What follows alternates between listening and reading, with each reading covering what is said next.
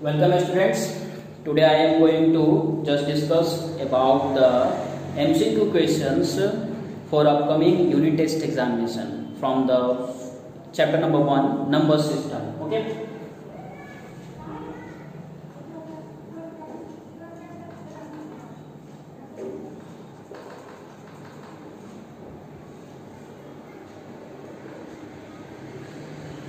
As you know, जैसा कि आप लोग जानते हैं कि नंबर सिस्टम हो या कोई भी चैप्टर हो, एमसीक्यू क्वेश्चंस काफ़ी डीपली पूछे जाते हैं। ठीक है, ये नहीं कि डायरेक्ट क्वेश्चंस बना बनाया मिला आपको और उसमें तुरंत टिक हो गया। एमसीक्यू क्वेश्चंस के लिए बेसिक नॉलेज होना काफ़ी ज़रूरी होता है, क्योंकि वो क्वेश्चंस जो होते हैं आपको लॉन्ग क्वेश्चंस को भी छोटा बनाकर पूछा जा सकता है। तो हमें ध्यान देना होगा कि एमसीक्यू क्वेश्चंस के लिए किस टाइप का क्वेश्चंस को प्रैक्टिस करें।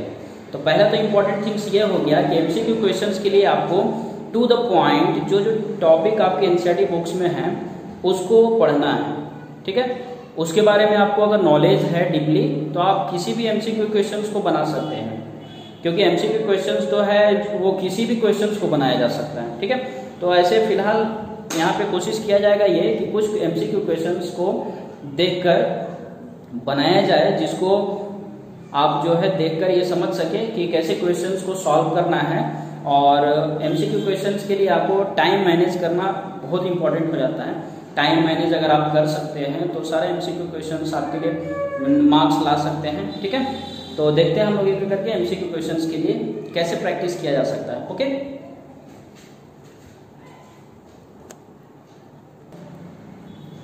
तो एमसीक्यू क्वेश्चंस को अगर देखें हम लोग, तो जैसे आपके नंबर सिस्टम के क्वेश्चन नंबर 1 को अगर देखा जाए तो फर्स्ट क्वेश्चन मैं यहाँ पर देख रहा हूँ। नंबर 1 क्वेश्चन है,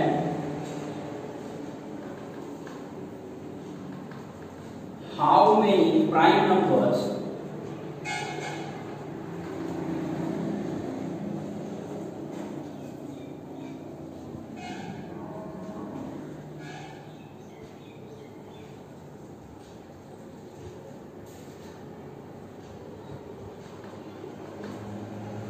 क्वेश्चन मेरे पास क्या है कि how many prime numbers are there between 0 and 30। 0 and 30 के बीच में कितने प्राइम नंबर्स है उसको आपको बताना है। ठीक है, तो ऑप्शंस आपके पास है क्या? Number A 9, number B 10, number C 8 and number D 11। ठीक है, तो क्वेश्चंस को हम अगर ध्यान से देखें तो हमारे पास पूछा क्या जा रहा है कि how many prime numbers. Prime numbers होते क्या है? जो इंडिविजुअल सिर्फ अपने ही नंबर से कटते हैं। तो 0 to 30 के बीच में पूछा जा रहा है। तो 0 to 30 के बीच में हम लोग अगर देखें तो 2, 3, 5, 7, 11, 13 के बाद आपका सीधा 17, 19, फिर उसके बाद क्या आएगा 23, फिर 29। तो 1 2 3 4 5 6 7 8 9 10। तो मेरे पास 0 to 30 के बीच में कितने प्राइम नंबर्स हो गए? 10। तो ऑप्शन क्या हो गया? B number. तो अभी ये कहीं से क्वेश्चन जो है किसी बुक में नहीं मिलेगा आपको, तो आपको इसमें नॉलेज क्या रखना पड़ेगा कि प्राइम नंबर होता क्या है। तो मैंने पहले ही बताया क्या, एमसीक्यू क्वेश्चन किसी भी मोड पे बनाया जा सकता है, बस उसके लिए आपको कॉन्सेप्ट की जरूरत होगी। नेक्स्ट क्वेश्चन को देखें अगर हम लोग, तो क्वेश्चन हमारे पास क्या है? The exponential form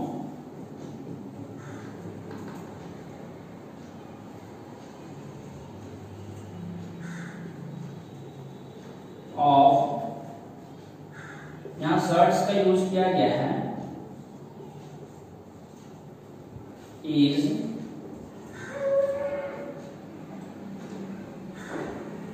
number A option 6 का पावर 1/2, नंबर बी ऑप्शन 6 का पावर 1/3, नंबर सी ऑप्शन 6 का power 1/4 and number D option 6। ठीक है, तो अभी मेरे पास क्वेश्चन देखिए, जैसे एक्सपोनेंशियल फॉर्म इसका लिखना है, तो we have already discuss this type of questions in shorts video. Shorts की जो वीडियो थी हमारी, उसमें मैंने ये इस टाइप के क्वेश्चंस को डिस्कस किया है कि सर्ट्स को कैसे सॉल्व किया जा सकता है। तो without solving you cannot tick any type of option. आप यहाँ बिना सॉल्व किया तो ऑप्शन टिक नहीं कर सकते हो, अंदाज पे आपका सही भी नहीं होगा ये, ठीक है। तो इसको सॉल्व करते हैं। लेट अस सी √2 एंड √3 है। तो मैंने क्या बताया था कि पहले जो बाहर से रूट दिख रहा है उसको सॉल्व करते हैं। तो रूट को हम लोग 1/2 लिखते हैं, ये मेरा 1/2 आ गया। देन आफ्टर क्या होगा, इनसाइड जो रूट है वो सेम नंबर से, रूट यहाँ पे 2 और 3 है, तो इसको हम लोग मल्टीप्लाई कर सकते हैं। तो ये मेरा क्या आ जाएगा, √6 आ जाएगा और बाहर से 1/2 आ गया, ठीक है। अगेन √6 है, इसको हम लोग 1/2 के फॉर्म में लिख सकते हैं। तो ये 6 का 1/2 और ये बाहर से 1/2 अलग से जो था, तो ये पूरा कंप्लीट किया गया। 6 का पावर 1/4, तो 6 का पावर 1/4 में जस्ट क्या किया हम लोग, ये दोनों रूट पे एक साथ किए कंबाइन, √6 एंड अपर वाले रूट का 1/2 और 1/2 इंटू 1/2 1/4। तो ऑप्शन नंबर सी ये सही हो गया। तो हम क्या देख रहे हैं, बार बार ये स्ट्रेस देने का कोशिश कर रहे हैं इस पॉइंट पे कि हमको जो है वो बेसिक नॉलेज अगर नहीं होता है तो मल्टीपल चॉइस क्वेश्चंस जो है सॉल्व नहीं होते हैं, ठीक है। तो मल्टीपल चॉइस क्वेश्चंस के लिए आपको बेसिक नॉलेज रखना पड़ेगा हर एक टॉपिक का जो डिस्कशन हुआ है। अदरवाइज अगर हम 25 क्वेश्चंस देते हैं तो आप मोस्ट ऑफ क्वेश्चंस को मैथमेटिक्स में विदाउट सॉल्व किए नहीं बना सकते हैं, ठीक है। नेक्स्ट क्वेश्चन को देखते हैं।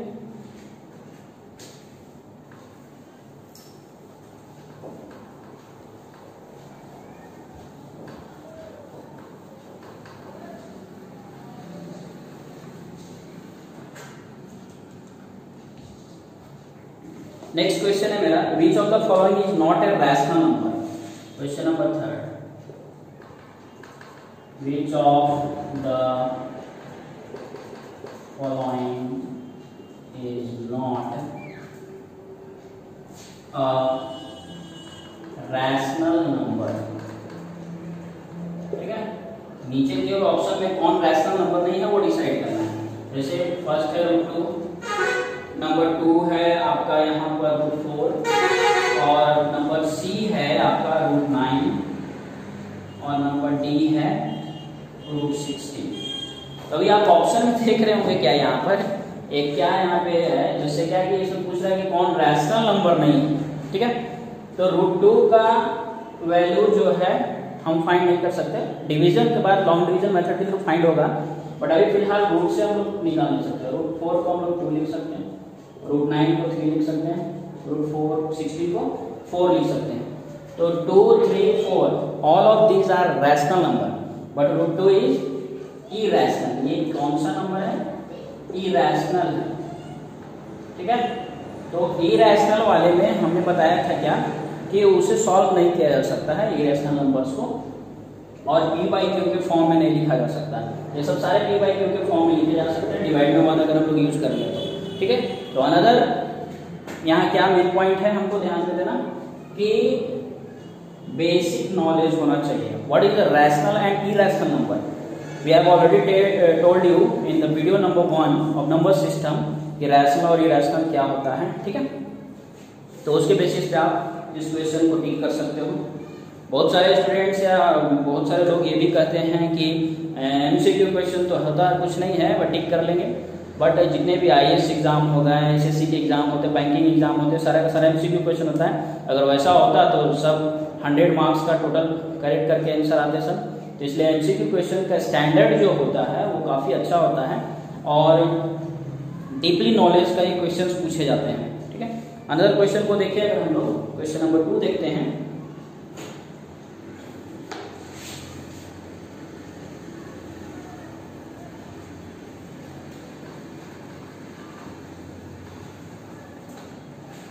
We have another question, and question number 4. The number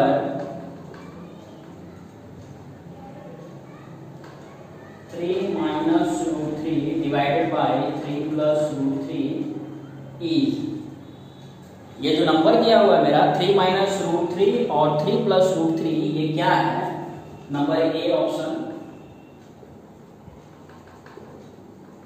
rational है कि इरैशनल होगा, नंबर सी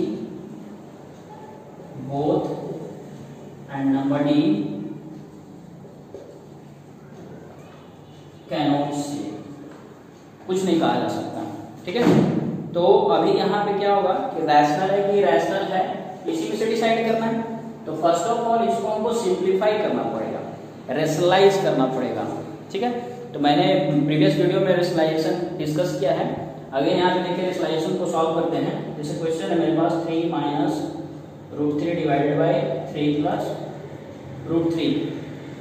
क्या करेंगे हम लोग, सेम नंबर से ऊपर नीचे मल्टीप्लाई करेंगे, बट साइन को चेंज कर लेंगे। ऊपर का क्या हो गया, a माइनस बी का होल स्क्वायर, क्योंकि दो टर्म थे इसलिए माइनस बी का होल स्क्वायर यूज किए। और नीचे वाले टर्म में हम हमेशा बताए थे क्या कि ए स्क्वायर माइनस बी स्क्वायर होगा। ठीक है, तो ए स्क्वायर माइनस बी स्क्वायर नीचे का टर्म हो गया। ऊपर में फॉर्मूला हो गया ए स्क्वायर माइनस 2 इंटू ए इंटू बी प्लस बी का स्क्वायर। और इस साइड के फॉर्मूला को देखें नीचे वाले में सॉल्व करने के बाद 9 माइनस 3, देन आफ्टर 9 2 3 6 रूट 3 और प्लस 3 डिवाइडेड बाई 6।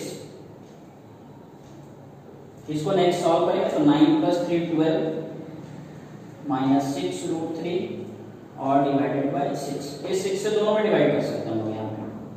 तो डिवाइड करने के बाद क्या आएगा 2 और माइनस रूट 3। तो 2 माइनस रूट 3 जो हमारा नंबर है वो एक नंबर ऐसा है जिसको हम लोग इरेशनल बोल सकते हैं। मतलब ये कैसा नंबर आ गया, इरेशनल नंबर। तो इरेशनल नंबर है तो ये ठीक हो जाएगा मेरा कौन सा, इरेशनल नंबर। तो फिर से मैं क्या बोला कि टॉपिक जो हमारा है, हमने पहले ही बोला क्या कि टॉपिक जो हमारी है उसी टॉपिक से रिलेटेड क्वेश्चंस होंगे। ठीक है, अगर 10 टॉपिक या 15 टॉपिक हमको एक चैप्टर नंबर 1 में पढ़ना है तो वहां से देखिए अभी रेशनलाइजेशन का क्वेश्चन है तो रेशनलाइजेशन पढ़ना था। ठीक है, तो ऐसे करके सारे क्वेश्चंस को हमको ध्यान में रखकर सॉल्व करना होगा और हर टॉपिक वाइज माइंड में ये रखना पड़ेगा कि ये टॉपिक है तो इससे कैसा क्वेश्चन होता है, तभी मल्टीपल चॉइस क्वेश्चंस को हम लोग सॉल्व कर सकते हैं।